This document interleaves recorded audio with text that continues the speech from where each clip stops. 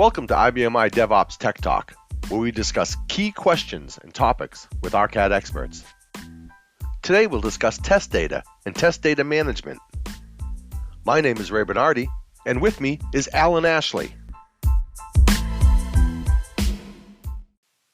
So, Alan, I guess the first question would be, where would a person start with test data management? I mean, and of course, talking about extracting data today, but I mean, what do you need to even think about? What are the goals that you need to achieve? Well, when you start talking about taking your production data and relocating it for another purpose, you need to kind of lay out why. Is it going to be a test database? Is it going to be training? What kind of data do you need to bring over? Is this something that you're going to maybe have to repeat? How often are you going to have to do this? So when you start laying out your goals or kind of almost your workflow of how this is going to go, you need to, you plan your extraction. How are you going to do it? When are you going to do it? Do you need to take into account maybe security? And I know in the States, the GDPR aspect of things that they have in the EU and the PII security that happens in the EU has not quite made it all the way over to the States yet. No, not yet. To the Not yet. to the extreme. Give it time. They'll figure it out. I know some new laws out of California and Quebec are making the way around, but you also have to factor in that. What kind of security do you need to filter out? Maybe data that doesn't contain certain information. I don't think a lot of American companies know that if one person in their database is a European customer, all this applies to them. Exactly. And they think of it at a production level, not what happens when the data leaves production. Right. And becomes a test environment. Well, guess what? That still applies. Well, when you start extracting the data, you can start filtering some of that information out so that it does not go to test. And one of the big keys to this is how do are you going to automate it? How often are you going to have to do this? So is it going to be part of a pipeline? Are you going to do it manually every 2 months? That's something you need to think about.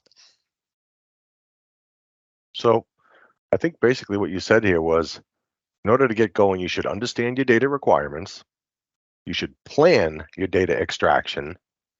You should ensure data privacy and security when you're done with it, and you should use automation. Exactly.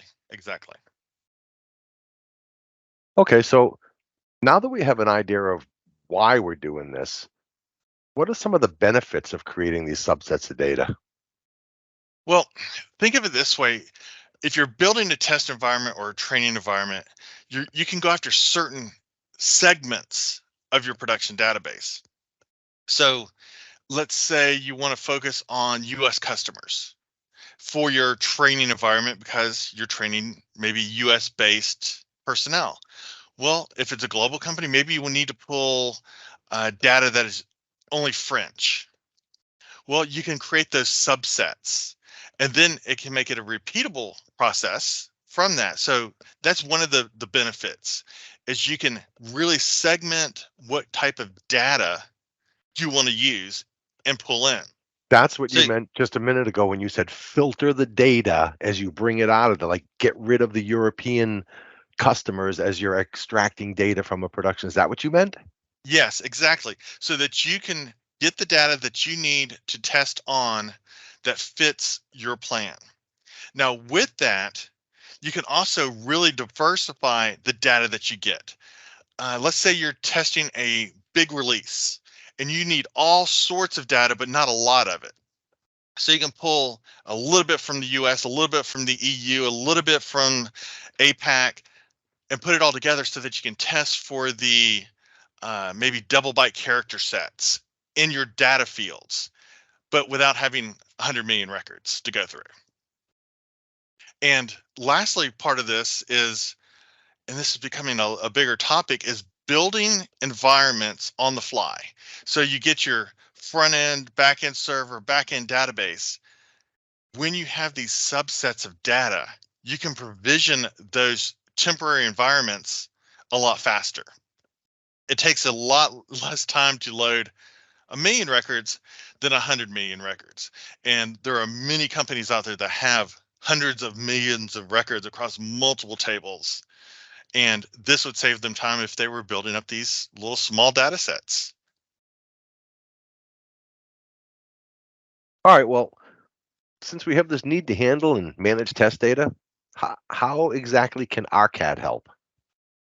Well, RCAD has this nice product called .extract. It's part of our test data management suite of tools. The other one is .anonymizer, which really plays into anonymizing data, hence the name, to protect your PII, to follow GDPR rules and things like that. Well, with .extract, what it does is it allows you to start creating your data sources, either DDL or DDS, if you're using our Observer product, Observer DB, so that it can build out the referential integrity and then map it. Because that's the key here. When you start creating these subsets of data, you need to have that integrity of the data. Otherwise, it's kind of worthless data. And .extract really comes into play there because it, one, maintains and builds a repository of those database relationships. To help filter it out, not everyone is an SQL guru. So it has a little wizard that can help go through and build your filter. Maybe you're reducing it by country, by product line, by sales numbers, you name it, and it will help guide you through that. Now, if you are the SQL guru, it has an option to allow you to just write your own. Right there, it gives you the option to include the where, and that will build out your filter. And with this, you can build filters on filters across multiple tables within the schema so that when you go to do your extract, it can go through each one of those rules, each one of those filters, and it pulls the data together. And what is really great about this is it maintains that integrity. So if you have an account number that is, let's say, for example, based in the US, it's going to find all the relative data that goes with that record. Well, that makes so the that it data is usable. Yeah.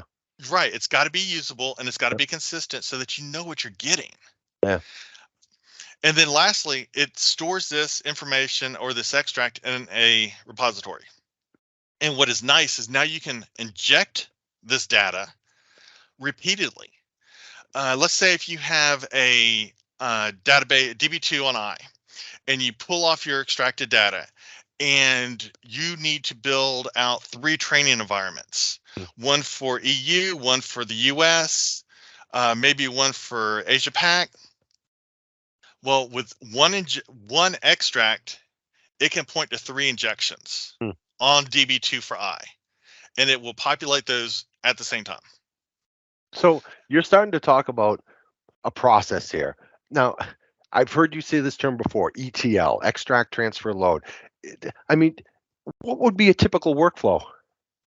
So .extract, when you start putting it into a workflow, is a little bit less ETL because an ETL is a true extract, transfer, load. It's going to be one fluid process going through.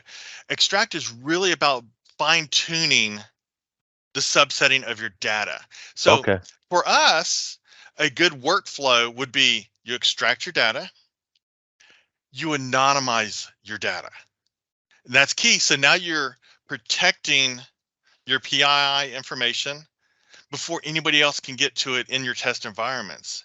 And I brought this up at a conference, and I, asked the crowd, "Hey, where do you get your test data from?"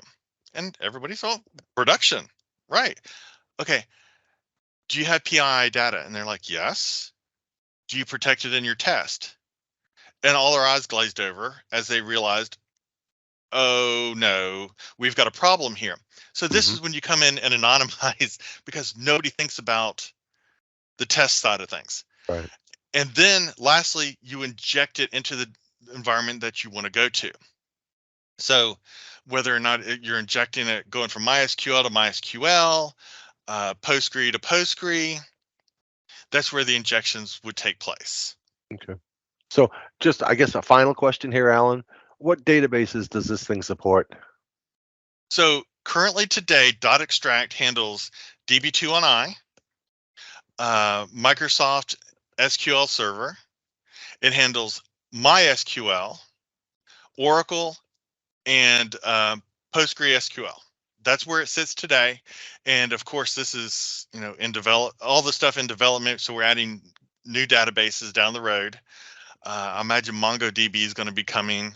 I imagine some flat files support will probably come as well.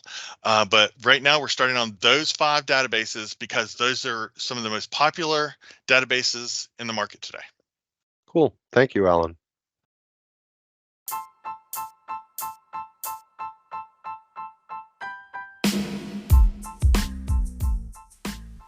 Well, I don't know about you, but I learned an awful lot about test data extraction today.